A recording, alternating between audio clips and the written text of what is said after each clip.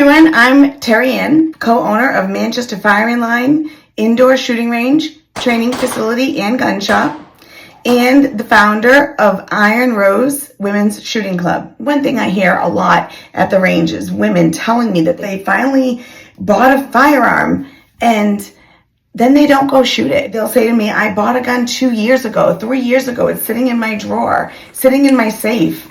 Why? What is your why? Why did you buy that firearm? Sometimes they'll tell me it was for self-protection. What are you protecting if it's sitting in your safe and you haven't touched it? Sometimes they'll tell me it was for fun. What fun are you having if it's sitting in your safe? So whatever the reason, if you go buy a firearm, you went and bought it to shoot it. And if you're not going to train with it, if you're not going to learn how to use it and get comfortable with it, then the purpose of buying it is for nothing. One of the reasons that people don't come into the range is they say they're intimidated. Sometimes they'll say it's because they don't have anybody to go shoot with. If you don't have somebody to shoot with or you're intimidated to go in by yourself, let me try to help you with that. If you like videos like this or want us to cover another topic, give us a comment below. The reason that you're not going is the unknown. Let's talk today about going to an indoor shooting range. Hopefully I can give you an idea what it's like to come in. Maybe we can ease some of those fears and intimidation and give you the chance to see what it looks like so you can go in and check it out for yourself. Obviously, different indoor ranges are going to be different, but this will give you an idea about what it looks like to go to an indoor shooting range. So definitely call your local indoor range and see what their rules are and what you need to go to shoot. Check out their website ahead of time.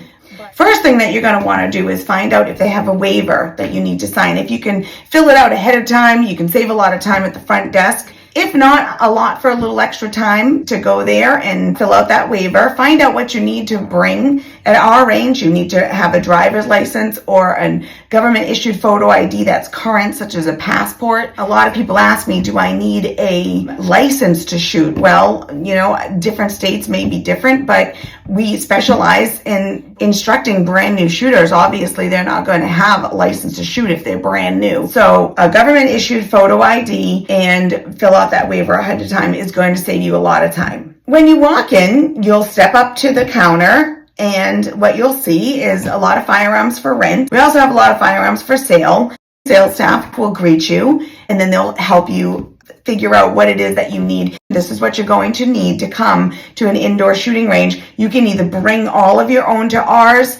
Again, different gun ranges might have different rules about this. But for us, you can bring your own equipment and just pay to come shooting at the range. Or we have everything that you need to rent or buy, and you can just come in with your driver's license or other government-issued photo ID. Whether you bring it yourself or whether you rent it from us, you will need to have eye and ear protection.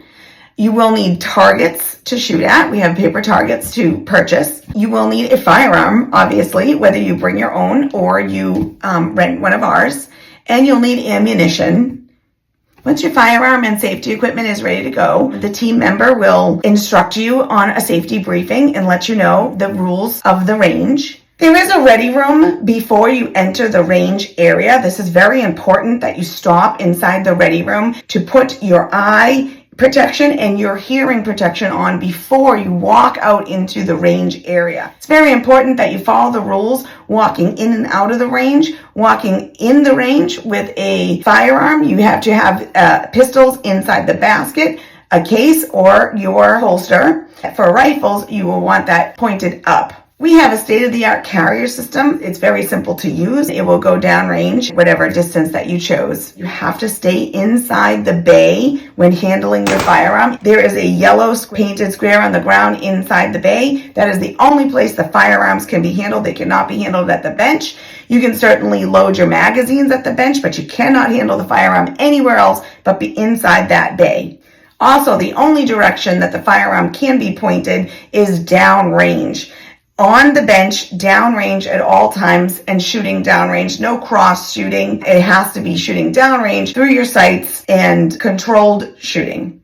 You will see a range officer. He will step in if there are any safety infractions that are being made, and he will also be there to help if you have any questions. Walking out, it's the same thing. You will need to have your basket handy if you rented a firearm to put your firearm in the basket, or back in your holster or back in your case to walk out anywhere that's outside of that yellow area. If you need help, if you need an instructor, do not be afraid to ask for one. If you're new to firearms, do not be afraid to get a lesson. Even if you are an avid shooter, do not be afraid to get a lesson. We can always learn. We can always grow. There's always something to learn from each and every instructor. I hope this video shed some light on what it is like to come into an indoor shooting range. I hope you'll come check us out or an indoor range near you. And one thing I can't stress enough is please do not be afraid to ask questions. And if you are somewhere that you can ask questions, then go somewhere else, because you should be able to have a place that you can go, ask questions, get those questions answered appropriately and in a way that you can understand so that you can grow in the sport of shooting.